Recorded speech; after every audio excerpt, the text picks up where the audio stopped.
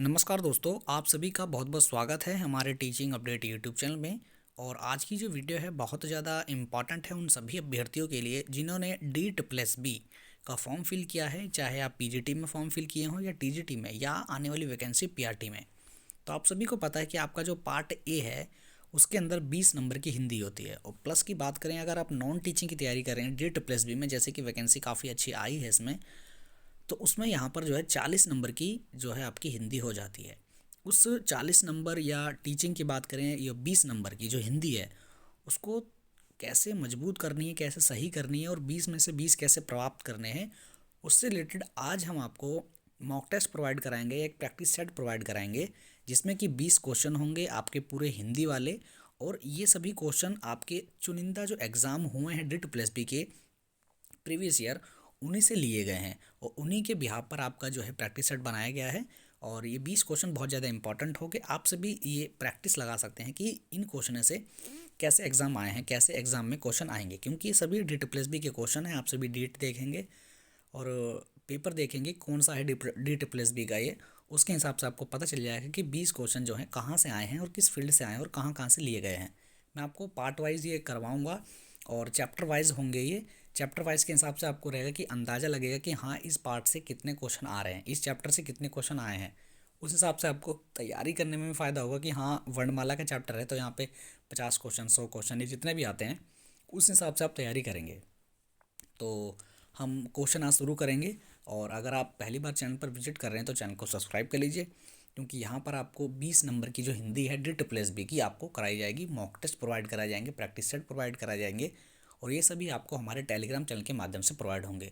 और Telegram channel का जो लिंक है वो वीडियो के डिस्क्रिप्शन में आ रहा है, आप सभी में ज्वाइन होंगे सभी इंपॉर्टेंट PDFs और लिंक्स को पाने के लिए। शुरू करते हैं अपना, फिर हम पहला जो प्रैक्टिस सेट कह लीजिए या मॉक टेस्ट कह लीजिए हिंदी का। तो आज हम दोस्तों वर्णमाला चैप्टर से शुरू करते हैं कि वर्णमाला के अंदर आखिर कैसे क्वेश्चन DEET+B में प्रीवियस ईयर में पूछे गए हैं। तो आपका जो पहला क्वेश्चन है वर्णमाला के अंदर, ये आपको KVS, DEET+B और PRT TGT इन सभी के मिक्स क्वेश्चन होंगे इसके अंदर। तो पहला क्वेश्चन ये KVS का आ रहा है, तो इससे आप ये घबराए ना कि ये DEET+B के बोल के ये KVS की PRT कहाँ से लेके आ गए। तो ऐसा नहीं है, इसमें आगे भी आपको जो क्वेश्चन मिलेंगे वो DEET+B के ही मिलेंगे। तो पहला क्वेश्चन है आपको, जो शाह है वर्ण किन वर्णों के संयोग से बना है, निम्नलिखित में से विकल्पों में से सही विकल्प की पहचान कीजिए। जो छा से क्षत्रिय जो वर्ण है वो किन वर्णों के संयोग से बना है, आपको बताना है। तो देखिए इसके अंदर जो है ये चारों ऑप्शन इसमें भी मेल नहीं खा रहे, पर आप सभी जो है ये दिमाग लगा रहे होंगे, जो छा से क्षत्रिय जो वर्ण बनता है वो का और सा के योग से बनता है, तो का सा का योग इसमें है नहीं। कोई नहीं, आपका ये थोड़ा क्वेश्चन जो है इसमें मिस्टेक है, बाकी का और सा इसका सही विकल्प होगा, का और षटकोण वाली सा प्लस में, बिल्कुल ठीक है। अगर आपने ये क्वेश्चन आंसर लगाया तो बिल्कुल ठीक होगा। बढ़ते हैं दूसरे क्वेश्चन की तरफ। जैसा कि यहाँ देख सकते हैं कि दिए गए विकल्पों में से कोई भी विकल्प सही नहीं है। जो छा से क्षत्रिय वर्ण जो है वो का प्लस शा के वर्णों से मिलकर बना संयुक्त व्यंजन होता है। अन्य संयुक्त व्यंजन इस प्रकार हैं। जो त्रा बनाना होता है, त्रा के लिए ता बनेगा और रा बनेगा, ज्ञा के लिए जा और अया, और श्रा के लिए शा और प्लस रा। तो यहाँ जो है चार ऑप्शन सही नहीं थे। का सा वर्ण जो है वो छा से क्षत्रिय के लिए बना होता है। बढ़ते हैं दूसरे क्वेश्चन की तरफ। क्वेश्चन नंबर 2 जो है यहाँ पूछा गया कि ढा ढा वर्ण किस वर्ग का है, दिए गए विकल्पों में से सही विकल्प को छांटिए। तो हम जो हैं क्वेश्चन कर रहे हैं वर्णमाला के, तो वर्णमाला के ही सारे क्वेश्चन होंगे अभी, और वर्णमाला में आपको इसका बताना है सही आंसर क्या हो जाएगा।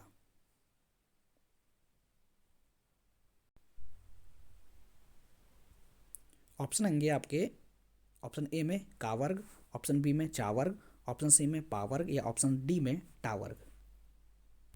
तो यहाँ जो आपका सही आंसर हो जाएगा ऑप्शन नंबर डी हो जाएगा, टा वर्ग। जो ढा आता है वो किस वर्ण के अंदर विकल्पों में से आता है, तो टा ठा ढा इसके अंदर आएगा। क्वेश्चन नंबर 3 है, भाषा की सबसे छोटी इकाई की पहचान निम्नलिखित विकल्पों में से कीजिए। तो पहला ऑप्शन है ध्वनि, ऑप्शन नंबर बी शब्द, ऑप्शन नंबर सी अनुच्छेद, option number C, option number D वाक्य। तो बताइए यहाँ शब्द क्या हो जाएगा, सबसे सटीक उत्तर क्या हो जाएगा। तो भाषा की सबसे छोटी इकाई की पहचान निम्नलिखित में से बताई गई थी। इसमें सही आंसर हो जाएगा आपका ध्वनि। क्वेश्चन नंबर 4 है आपका, ज्ञा वर्ण किन वर्णों के संयोग से बना है? निम्नलिखित विकल्पों में से सही विकल्प की पहचान कीजिए। तो जैसे कि अभी मैंने आपको ज्ञा का जो है ऊपर बताया था, अगर आपने ये देखा होगा तो आपको याद होगा। जी बिल्कुल ठीक है, ऑप्शन नंबर ए इसके अंदर सही हो जाएगा। ये क्वेश्चन जो हैं आपके टीचिंग फील्ड के क्वेश्चन के हैं और वर्णमाला आपका चैप्टर पहला चल रहा है। मैं वर्णमाला जो चैप्टर है आपको मैं चैप्टर वाइज कराता जाऊंगा और बाद में आपको एक मैं प्रैक्टिस सेट के फॉर्मेट में भी प्रोवाइड कराऊंगा, जिसके अंदर आपके 20-20 क्वेश्चन के सेट होंगे। तो 20 नंबर की तैयारी कर रहे हैं तो हम चैप्टर वाइज लेके पहले चलेंगे। वर्णमाला का पहला चैप्टर हो रहा है। क्वेश्चन नंबर जो 5 है वो पूछा है कि पा किस तरह की ध्वनि है? नीचे दिए गए विकल्पों में से सही विकल्प का चयन कीजिए। तो पा जो है किस वर्ग में आता है? ऑप्शन नंबर ए कांठे वर्ग, ऑप्शन नंबर बी मूर्धन्य वन, ऑप्शन नंबर सी औष्ठ या ऑप्शन नंबर डी तालव्य। तो यहाँ पर जो सही विकल्प होगा ऑप्शन नंबर सी हो जाएगा, औष्ठ्य। क्वेश्चन नंबर 6 आपका, किसी स्वर की सहायता से उच्चारित होने वाले वर्ण क्या कहलाते हैं? निम्नलिखित विकल्पों में से उपयुक्त की पहचान कीजिए। विसर्ग, व्यंजन, महाप्राण या अनुस्वार। तो यहाँ आपका जो सही विकल्प होगा उन्हें व्यंजन कहते हैं। क्या कहते हैं? व्यंजन।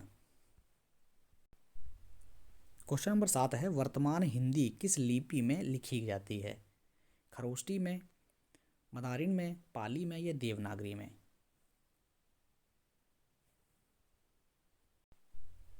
तो जैसे कि आप सभी को पता है कि वर्तमान हिंदी जो किस लिपि में लिखी जाती है, बिल्कुल ठीक है, देवनागरी में, बिल्कुल। तो KVS PGT NER common paper 21/12/2017 में ये पूछा गया था। क्वेश्चन नंबर 8 है, माँ किस प्रकार का वर्ण है?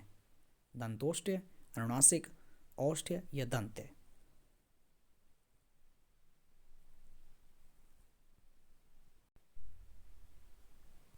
तो बिल्कुल जो माँ है वो जो है औष्ठ्य वर्ण में आता है, ऑप्शन नंबर सी।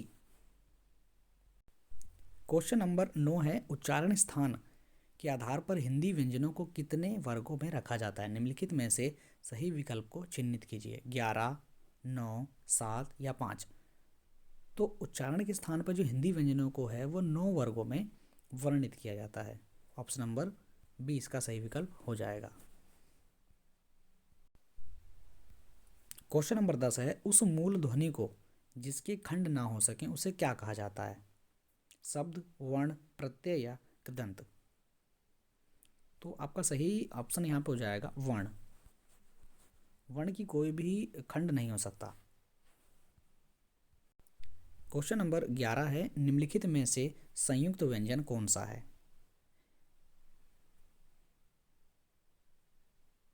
तो यहाँ पर जो संयुक्त व्यंजन है, बिल्कुल आपने ठीक बताया, छा से क्षत्रिय जो है, डी ऑप्शन ठीक हो जाएगा। क्वेश्चन नंबर 12 है, फा जो है वर्ण उच्चारण का स्थान बताइए। मूर्धा, तालु, कंठ या औष्ठ्य? तो जैसे कि अभी हमने पढ़ा था पाफा भामा, पाफा भामा, तो जो है ये फा जो है ओष्ठ में आता है।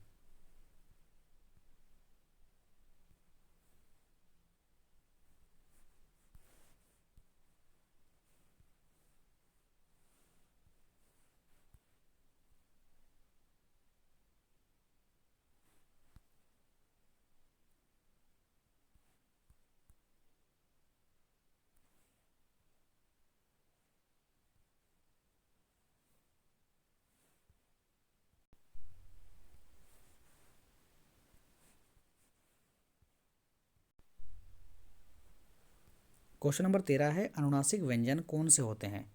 वर्ग का प्रथमाक्षर, वर्ग का तृतीयाक्षर या वर्ग का चौथा व्यंजन या वर्ग का पांचवा अक्षर? तो पांचवा अक्षर। तो अनुनासिक व्यंजन जो होते हैं, आपको पता नहीं चाहिए कि जो पांचवें व्यंजन होते हैं, जो पांचवें सबसे एंड वाले हैं, वो होते हैं, जिसमें कि ऑप्शन नंबर आपका डी यहाँ पे ठीक हो जाएगा।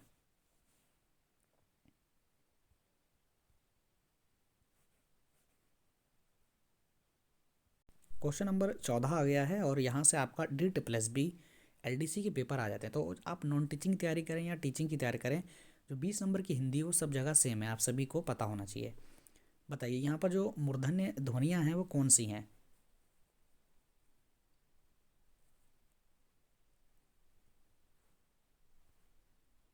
तो यहाँ जो हमारा सही विकल्प होगा टा ठा डाढ़ा ड़ा। तो ये जो हैं मूर्धन्य व्यंजन में आते हैं। क्वेश्चन नंबर 15 है, हिंदी वर्णमाला में घा का जो वर्ण है वो डैश विभाग में आता है, मतलब किस में आता है? स्वर में, व्यंजन में, अनुस्वार में या संयुक्त अक्षर में, संयुक्ताक्षर में? बताइए। तो बिल्कुल जो घा है वो व्यंजन में आ जाएगा। किसमें आएगा? व्यंजन में। क्वेश्चन नंबर 16 आ चुका है कि महाप्राण किसे कहते हैं? जिन वर्णों के उच्चारण में मुख से कम सांस निकलती है, या ऑप्शन नंबर बी जिन वर्णों के उच्चारण में मुख से अधिक सांस निकलती है, ऑप्शन नंबर सी जिन शब्दों के उच्चारण में अधिक सांस निकलती है, या ऑप्शन नंबर डी जिन शब्दों के उच्चारण में कम सांस निकलती है। तो देख सकते हैं DSSB प्रशासनिक अधिकारी परीक्षा में आया हुआ है और KVS TGT वर्क एक्सपीरियंस में भी आया हुआ है। तो 2 में आ चुका है ये। तो आपको उसको बताना है क्या आंसर हो जाएगा। तो ऑप्शन नंबर बी इसका सही विकल्प हो जाएगा। ऑप्शन नंबर बी, जिन वर्णों के उच्चारण में मुख से अधिक सांस निकलती है उन्हें कहते हैं महाप्राण ध्वनियाँ। महाप्राण, समझ गए उच्चारण। तो बढ़ते हैं आगे क्वेश्चन की तरफ। क्वेश्चन नंबर 17 है, इनमें से कौन सा वर्ण अल्प प्राण को दर्शाता है? जिसके अंदर कम सांस निकलती है, जैसे कि महाप्राण में ज़्यादा सांस निकलती है, वैसे अल्प प्राण में कम होती है। तो कौन सा इसका आंसर हो जाएगा? तो अड़ा बिल्कुल एकदम ठीक हो जाएगा। ऑप्शन नंबर सी।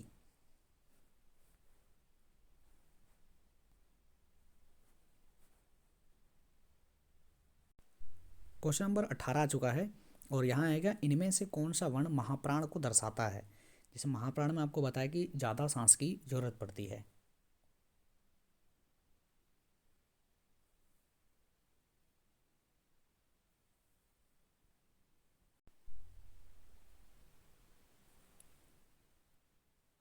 बिल्कुल ठा से ठठेरा वाला डी ऑप्शन हो जाएगा। क्वेश्चन नंबर 19 आ चुका है और यहाँ पूछा है कि अल्प प्राण किसे कहते हैं? जैसे कि आपको मैंने बताया कि महाप्राण, अगर आपने सुना होगा तो महाप्राण में ज़्यादा सांस की जरूरत पड़ती है, मुख से ज़्यादा सांस निकलती है। वैसे ही यहाँ पर जो है पूछा है अल्प प्राण किसे कहते हैं, तो बिल्कुल ऑप्शन उल्टा हो जाएगा, ऑप्शन अपोजिट है। तो आप सभी इसमें बताएंगे क्या ऑप्शन हो जाएगा। तो ऑप्शन होगा इसका ऑप्शन नंबर ए, जिन वर्णों के उच्चारण में मुख से कम सांस निकलती है। ऑप्शन नंबर ए सही हो जाएगा। DSSB प्रशासनिक अधिकारी की परीक्षा में ये क्वेश्चन आ चुका है। क्वेश्चन नंबर 20 है, निम्न में से कौन सा वर्ण अघोष्य व्यंजन है? तो आपको बताना इसमें क्या होगा। ऑप्शन नंबर ए गा, ऑप्शन नंबर बी झा, ऑप्शन नंबर सी चा, या ऑप्शन नंबर डी भा। तो बिल्कुल अघोष जो व्यंजन होते हैं उसमें चा व्यंजन आएगा। क्या आएगा? चा, option number C. Question number 21 है, इनमें से कौन सा वर्ण अघोष व्यंजन है? ऑप्शन नंबर ए बा, ऑप्शन नंबर बी भा, ऑप्शन नंबर सी मा, ऑप्शन नंबर डी टा।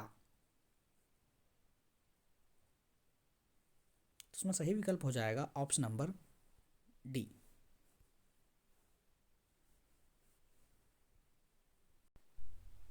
क्वेश्चन नंबर 22 है, इनमें से कौन सा वर्ण अघोष व्यंजन है? ऑप्शन नंबर ए डा, ऑप्शन नंबर बी ता, ऑप्शन नंबर सी था, ऑप्शन नंबर डी पा।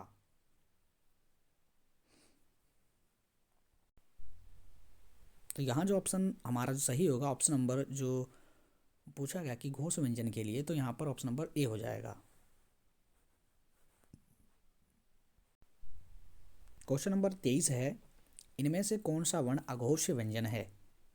ऑप्शन नंबर ए छा, ऑप्शन नंबर बी दा, ऑप्शन नंबर सी डा, या ऑप्शन नंबर डी ला। तो ऑप्शन नंबर ए यहाँ पे सही विकल्प हो जाएगा।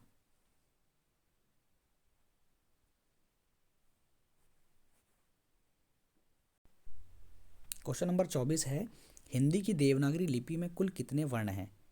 यह आया है क्वेश्चन DSSB प्रशासनिक अधिकारी परीक्षा में। कुल 52, कुल 51, कुल 45, कुल 42। तो जैसा कि आप सभी को उसके अंदर पता है कि ऑप्शन नंबर ए यहाँ पर ठीक विकल्प हो जाएगा। क्वेश्चन नंबर 25 है, हिंदी की देवनागरी लिपि में कुल कितनी स्वर हैं? 10, 12, 11 या 19? DSSB प्रशासनिक अधिकारी परीक्षा 31/5/2015 में। तो यहाँ ऑप्शन हो जाएगा हमारा option number C. Question number 26 है, हिंदी की देवनागरी लिपि में कुल कितने अनुस्वार हैं? Option number A 4, option number B 3, option number C 2, option number D 1 1 या 1। बताइए कितने हो जाएंगे? तो बिल्कुल यहाँ जो ऑप्शन हमारा ऑप्शन नंबर डी सही हो जाएगा, option number D. Question number 27 है और ये हिंदी वर्णमाला का चैप्टर आज यहाँ पे एंड होता है। कुल 27 क्वेश्चन जो इंपॉर्टेंट क्वेश्चन हैं जो एग्जाम में आए हुए हैं उन सभी को संकलित करके इसमें दिया गया है और 27वां क्वेश्चन एंड होगा। 27 में आपकी क्या स्कोर रहा बताएंगे। वर्णमाला का पहला चैप्टर आपका कंप्लीट होता है। वर्णमाला में 27 ये क्वेश्चन इंपॉर्टेंट जो हैं मिले हैं अभी, और जैसे से आगे आगे जो जो पेपर मिलते जाएंगे उनके सीरियल वाइज लगा के आपको जो है वर्णमाला चैप्टर और आगे से करा दिया जाएगा। तो 27 क्वेश्चन आज के लिए इतने हैं वर्णमाला के पहले चैप्टर के लिए। आगे जो चैप्टर होगा आपको बताया जाएगा चैनल के माध्यम से, टेलीग्राम चैनल पर। तो टेलीग्राम चैनल से आप जुड़ जाइए। टेलीग्राम चैनल पे आपको जो भी आगे हम टॉपिक कराएंगे वो उसके जो क्वेश्चन होंगे वो आपको मिल जाएंगे, और प्लस में जो भी चैप्टर होगा वो टेलीग्राम चैनल के माध्यम से आपको पता चल जाएगा। टेलीग्राम चैनल का जो लिंक है वो वीडियो के डिस्क्रिप्शन में आ रहा है, आप सभी वहाँ ज्वाइन होंगे आने वाले मॉक टेस्ट या प्रैक्टिस सेट को पाने के लिए। क्वेश्चन नंबर 27 आखिरी क्वेश्चन अपना करके जाएंगे। 27 में से आपका क्या स्कोर रहा बताएंगे। हिंदी की देवनागरी लिपि में कुल कितने विसर्ग हैं? Option number A 4, option number B 3, option number C 2, option number D 1। तो यहाँ विसर्ग पूछा गया तो ऑप्शन नंबर डी बिल्कुल ठीक हो जाएगा। तो आज हमने DSSB वर्णमाला के कुल 27 क्वेश्चन करे जो इम्पोर्टेंट थे, और आने वाले जो समय होगा उसके अंदर जो भी वर्णमाला के इम्पोर्टेंट क्वेश्चन निकलेंगे DSSB के जो इम्पोर्टेंट होंगे जो एग्जाम में आए हुए होंगे उनको आपको संकलित करके बता दिया जाएगा। कुल 27 क्वेश्चन आज ये मिले हैं, और आने वाला जो कल होगा उसके अंदर जो नेक्स्ट टॉपिक होगा, नेक्स्ट चैप्टर होगा, उसको आपको टेलीग्राम चैनल पे बता दिया जाएगा। आप उसको एक बार पढ़ के आएंगे और मॉक टेस्ट में जो भी आपसे क्वेश्चन कराए जाएंगे उसके आप सही उत्तर लगा पाएंगे। तो आपको टेलीग्राम चैनल के माध्यम से आपको बता दिया जाएगा कि अगले दिन कौन सा चैप्टर होने जा रहा है, क्या मॉक टेस्ट कराया जाएगा चैनल पर, तो उसका आपको टेलीग्राम चैनल पर पता चल जाएगा। तो आज हमने वर्णमाला चैप्टर पूरा कंप्लीट किया। वर्णमाला के कुल 27-28 क्वेश्चन किए। हिंदी अधीनस्थ सेवा चयन बोर्ड DSSB का TGT PGT PRT हिंदी के 20 क्वेश्चन हमने यहाँ पर जो हैं जो आएंगे हमारे उसकी प्रैक्टिस सेट हमने कर लिया पहला। तो ये वर्णमाला था, और जो भी आगे टॉपिक होगा आपको टेलीग्राम चैनल के माध्यम से बता दिया जाएगा। तो मिलते हैं फिर नेक्स्ट वीडियो में। जय हिंद, जय भारत।